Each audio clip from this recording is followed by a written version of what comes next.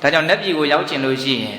သူတော်ကောင်းတွေပြောထားတဲ့စကားတွေကိုနားလည်မှုရှိရဝတ္တညုနော်ပြီးတော့ဗာဆက်ပြောလို့ဆိုတော့သင်္ဃာဟကောတခိလောတဏ္ဍဝါသောသင်္ဃာဟကောတဲ့သင်္ဃာတရား၄ပါးနဲ့လည်းပြည့်စုံရမယ်တဲ့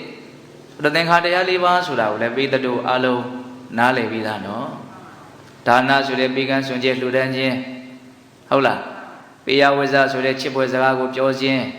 ဟုတ်လားပြီးတော့အဋ္ဌစရိယာဆိုတဲ့သူများရဲ့သူ့အကျိုးကိုဆောင်ရွက်ခြင်းတမာနတတ္တလို့ဆိုတဲ့ကိုယ်တည်းတန်းတူထားပြီးတော့ဆက်ဆံခြင်းဒါကလောကကြီးကိုအရှင်တန်းမြင့်မြင့်ချီးမြှောက်တာဟောနော်ပေကံစွန့်ကြဲလှူဒန်းခြင်းဆိုတဲ့ဒါနရဲ့သူများရဲ့နာချမ်းသာနော်ချွတ်ချွတ်သားသားချစ်ပွဲစကားကိုပြောတာနော်ပြီးတော့သူတစ်ပါးရဲ့အကျိုးစီးပွားကိုဆောင်ရွက်ပေးတာသူများရဲ့လိုအပ်ချက်ကိုဖြည့်ဆည်းပေးတာကိုကျိုးကိုမမျှော်ကိုပဲနဲ့ပေါ့နော်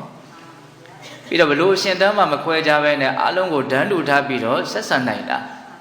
ဒါဟာလောကလူသားတွေရဲ့ပုံမှာအလွန်ကောင်းမွန်တဲ့ချီးမြှောက်မှုဒါကိုသင်္ဃာတရားလို့ခေါ်တယ်တဲ့အဲ့ဒါနဲ့ပြည်ကိုရောက်ချင်တယ်ဆိုလို့ရှိရင်အဲ့ဒီသင်္ဃာတရား၄ပါးနဲ့လည်းပြည့်စုံရမယ်တဲ့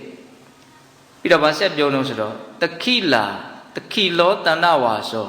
တခိလာ